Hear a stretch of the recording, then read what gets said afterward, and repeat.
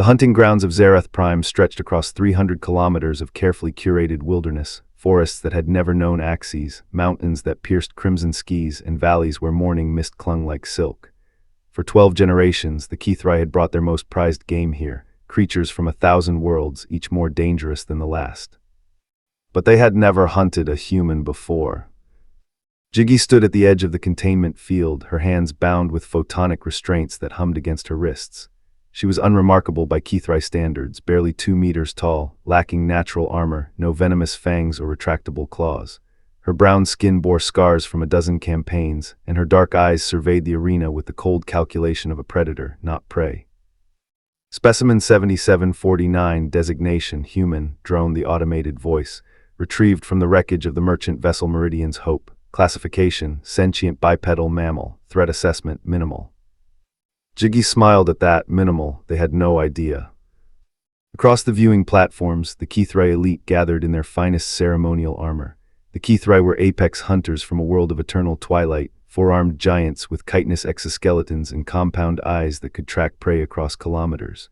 Their culture revolved around the hunt, and the grand hunt of Zareth Prime was their most sacred tradition. Lord Vraxthel, hunt master of the Kithrai Dominion, raised one of his 4 arms. The human will be given a 10-minute head start. Standard rules apply. No ranged weapons for hunters, no artificial enhancements. The prey may use any natural resource available. If it survives 72 hours, it earns its freedom. Jiggy's smile widened. You're going to regret this. Vraxthel's mandibles clicked in amusement. They all say that. Release her. The containment field dropped. Jiggy didn't run. Instead, she stood perfectly still, rolling her shoulders, testing her range of motion. The restraints had been removed. She crouched, scooped up a handful of dirt, and let it sift through her fingers, testing moisture content and composition. Then she looked directly at Vraxthel. 72 hours, she asked. That's all I get. If you survive that long, human, which you won't. No, Jiggy said softly. I mean, that's all the time you're giving yourselves to run. Then she turned and walked, not ran, walked into the forest. Alex was 23 light-years away when he received the distress beacon from the Meridian's Hope. He'd been Jiggy's partner for 5 years, ever since they'd both mustered out of the Terran Expeditionary Forces. They'd served together in the Proxima Campaign, the Siege of New Calcutta, and the brutal ground war on Kepler 442b. The beacon was old, 6 weeks old. The message was simple: captured, Kithrai hunters, Zareth Prime, don't come. Alex studied the message for exactly 3 seconds. Then he plotted a course for Zareth Prime and pushed his ship's engines past their safety limits. Jiggy had saved his life 11 times. He'd stopped counting after that. He was coming. 8 hours into the hunt, the Kithrai were confused.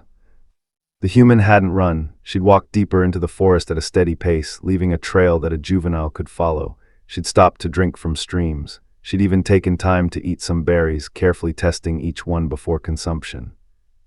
Is it stupid? Asked Huntmaster Cralvin, a veteran of 300 hunts. Perhaps it doesn't understand the rules, suggested another. Lord Vraxthel watched the tracking displays with growing unease. Something felt wrong. The human's movements were too deliberate, too calm. It was acting like a predator, he whispered. On the forest floor, Jiggy had found what she was looking for, a stand of hardwood trees with straight trunks.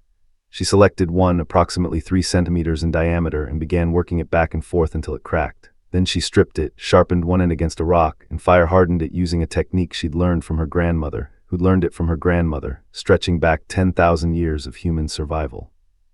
The Kithrai had technology. Jiggy had something older. She had evolution. The first hunter found her at the 20-hour mark. His name was Thrax, a decorated warrior who'd successfully hunted prey from 40 different worlds. He approached downwind, moving with the silence of a natural predator. Jiggy heard him from 30 meters away. Human hearing wasn't particularly acute, but human pattern recognition was extraordinary. She cataloged the sound, weight distribution suggesting 4-limbed locomotion, chitin-on-wood friction, the slight whistle of breath through mandibles. She didn't turn around. Thrax pounced from behind, all 4 arms extended for the killing strike. Jiggy dropped flat, the Kithrai sailed over her, and as he passed, she drove her fire-hardened spear upward into the gap between his thorax plates. Thrax's own momentum did the rest. He crashed to the ground, ichor pooling beneath him, his compound eyes dimming in shock. "You're ambush predators," Jiggy said, standing over him. "That's why you rely on surprise. Humans are pursuit predators. We don't ambush, we chase, and we never ever stop." She took his equipment, a ceremonial blade, some rations, and his communication device, and kept walking.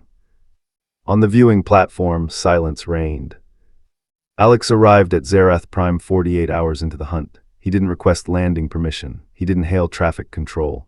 He just descended through the atmosphere in a trajectory that would have horrified any sane pilot, his ship's hull screaming as friction heated it to nearly melting point. He crashed his vessel directly into the shield generators protecting the hunting grounds.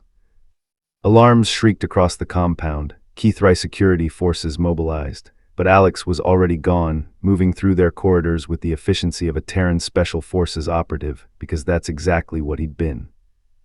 He reached the control center within minutes, his weapon, a human-designed railgun, painting walls with anyone foolish enough to stand in his way. "Where is she?" he demanded of the technician cowering behind a console. The technician pointed to a holographic display showing the hunting grounds. Alex studied it for exactly 2 seconds. Then he smiled the same smile Jiggy had smiled. "Oh," he said, "oh, you poor bastards." On the display, 16 Keithry hunters had entered the grounds. 9 were dead, 7 were running. And Jiggy was chasing them. Humans evolved on a planet that tried to kill them every single day. They had no venom, no claws, no natural armor. What they had was endurance. A human can run down a deer across 50 kilometers. A human can track prey for days without rest. A human, when injured, will patch themselves up and keep going. Humans broke their own bones to create the first tools. They crossed oceans on rafts made of reeds. They looked at the stars and decided they owned those too. The Keithry were learning this lesson the hard way. Jiggy had been jogging, not running, jogging for 22 hours straight. Behind her, the remaining hunters had tried everything: ambushes, traps, even working together in coordinated teams. She'd countered each tactic with brutal efficiency, using the environment, her tools, and most terrifyingly, her mind. She'd led 3 hunters into a box canyon and triggered a rock slide. She'd lured 2 into a marsh where their heavy exoskeletons caused them to sink. She'd trapped 1 in a deadfall that would have made her ancestors proud. Lord Vraxthel watched from the command center as the last 2 hunters broke formation and ran in opposite directions. Jiggy chose the one on the left and continued her steady, relentless jog. When Alex breached the hunting grounds, he found Jiggy sitting by a stream, calmly cleaning the ceremonial blade she'd taken from the first hunter. Around her lay the remains of 16 Keithry warriors. "You're late," she said without looking up. "Traffic," Alex replied. She smiled then, genuine and warm. "Did you bring my coffee?" "Your coffee and a gunship. Figured we might need an exit strategy." Jiggy stood, stretching muscles that had been working for 71 hours straight. Good thinking, though I think they've learned their lesson. In the command center, Lord Vraxthel stared at the human survivors, both of them now, standing in his sacred hunting grounds. Every hunter he'd sent was dead. The human female had done what no prey in 12 generations had managed. She'd survived. More than that, she'd turned the tables entirely. His communication panel chimed. Alex's voice came through, calm and cold. "This is Alex Rivera of the Terran Expeditionary Forces. You took my partner, I'm taking her back. And Lord Vraxthel, if you ever hunt another human, I want you to remember what you learned today." "And what is that?" Vraxthel managed to ask. Alex's response was simple: "We're not prey, we're the reason prey fears the dark." The Keithry never hunted humans again. In fact, they filed a formal petition with the Galactic Council to classify humans as apex predators, recommending they be excluded from any and all hunting preserves. The petition was granted. Jiggy and Alex left Zerath Prime in Alex's battered gunship, leaving behind a legend that would be told in Keithry culture for generations: the story of the human who didn't run and the human who came for her. Because that's what humans do. They don't give up, they don't surrender, and they never, ever leave their own behind. In the cold math of evolution, humans aren't the strongest or the fastest, but they're the most relentless. And in the end, that's all that matters.